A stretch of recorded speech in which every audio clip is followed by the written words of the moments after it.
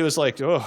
And my cousin was like, no, it's good. Try it. It brings out the flavor of the meat. I was like, you know what brings out the flavor of the meat? When I put it on my tongue and the taste buds send signals through neurotransmitters to my brain saying a flavor has arrived. That's what brings out the flavor of the turkey, not your garbage from the garbage can. I think she had something to do with my Oval soap. It's your fruit out of my turkey. Citrus. So no thanks. So I'm just going to have, I'm so easy to be married to. What could possibly go wrong? So I mashed potatoes, I'll just have some of those. Glop, I put those on there. Oh, nope, garlic and the mashed potatoes. I put them in my mouth, I'm like, oh, garlic, fall out of my chair. It's a whole disaster.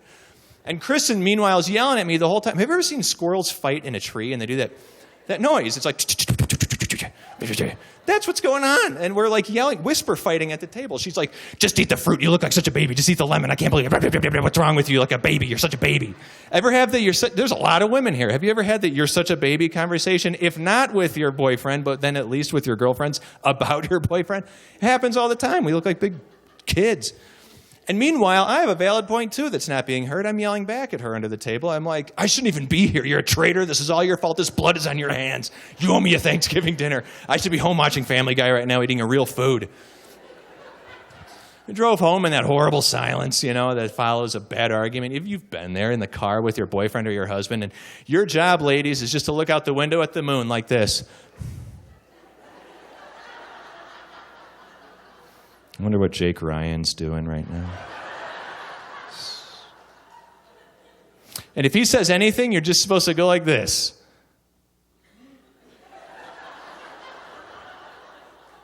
And the boyfriend's job is to drive home just full throttle.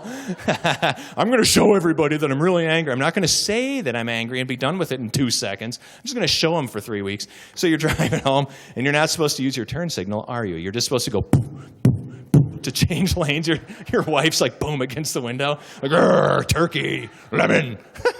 That was our first big argument. And it was only downhill from there. That was just like a few months after we got married. Having kids was really difficult. It completely unraveled. And after 5 years, we didn't even feel like friends anymore. It was that night times 1,000 every day. For a lot of people, that's just marriage. For some people, that's marriage to a guy with Asperger's. Call it whatever you want, but that was our marriage. So what ended up happening was we fixed it. She sat me down one day. She's a speech therapist. She was working with children with autism at the time. Now she's a life coach. But at the time, she was working with kids with autism, and she sat me down, gave me a quiz that I thought was a Cosmo quiz, but it was actually an online evaluation for Asperger's. It was like, what? Found out I fit the parameters for what they were calling Asperger syndrome. And instead of being saddled and burdened, and instead of my wife saying, like, that explains everything, and her leaving, and me walking and just going separate ways, and feeling bad about myself, I looked at that and said, that answers a lot of questions I've had my whole life about why I'm not in sync with the neurotypical world. And Kristen looked at me with, like, the champagne sparkle in her eyes for the first time in 5 years. She enjoyed looking at my face and said, this makes perfect sense. We are going to be so okay. I totally get you now. And she kissed me on the forehead, and she was happy as can be. And she just went to bed and slept better than she had slept in years. I just found out I had a mild form of autism, so I couldn't sleep. I was like, what?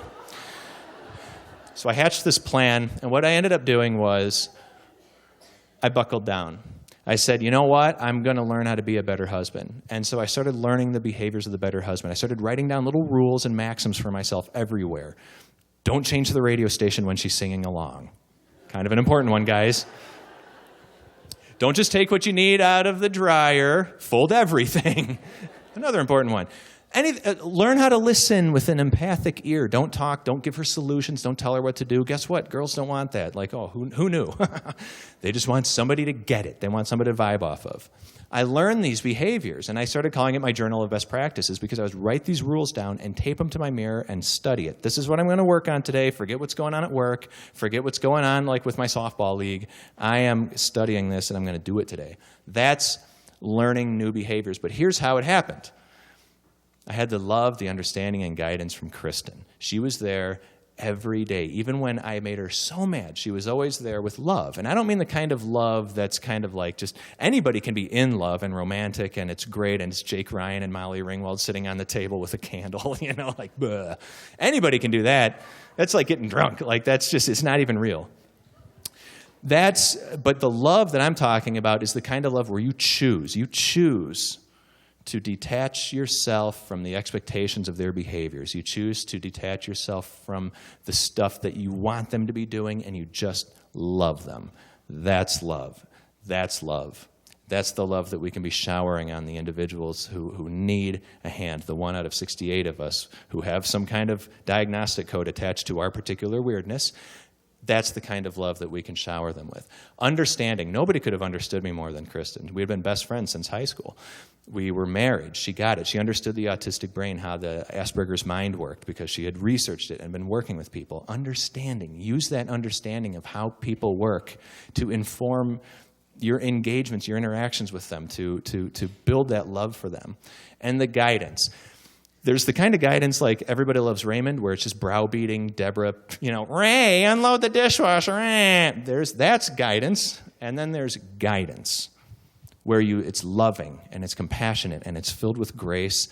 And you say, if you're having difficulty at the party, if you'd like some pointers, I can help you, whatever. If you're having difficulty in certain situations, that's guidance. Or here's how you can listen to me better as a partner. That's the guidance that Kristen was giving me. Not telling me, listen to me better. She was saying, it's really important that I have a partner who engages with me in a discussion, and here's how I need you to listen to me. And you work on it together. Now, with love, understanding, guidance coming in and transforming my life in this way and ultimately saving my marriage, the least I could do was adapt to change these behaviors, to start my own journal of best practices to figure out how to do that. So that's what I did. So, to set the tone for the day, have an amazing day, an amazing weekend, and please do everything you can to provide these environments for individuals in your lives filled with love, understanding, and guidance, and always, always push them to adapt, because it is possible to hope for a very bright future and a very positive outcome. Thanks for coming, and have a great conference.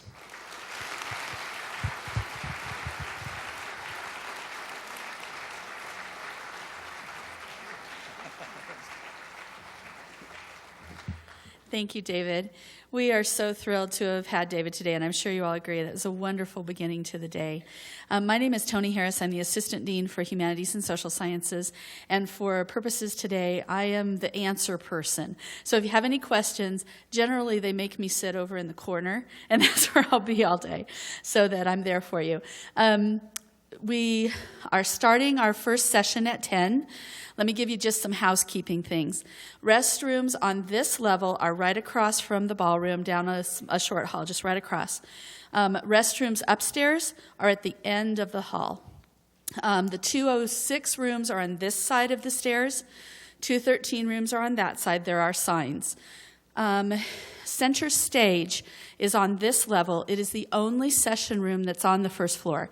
It is just down this corridor, kind of tucked away under the stairs, and you'll see that. Sessions will end at 10 to the hour and begin on the hour.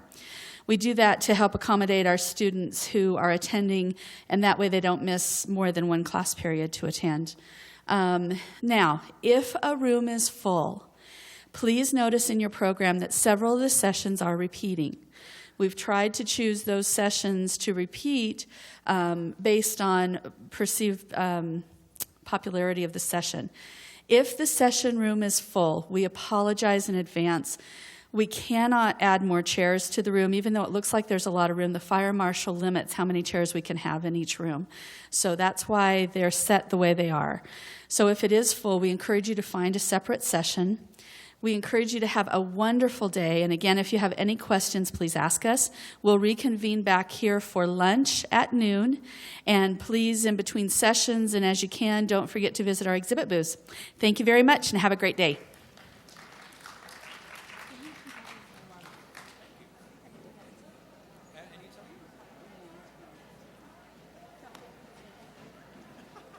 Well, now I just popped some gum. I'm getting into that banana. I don't know what it's going to take.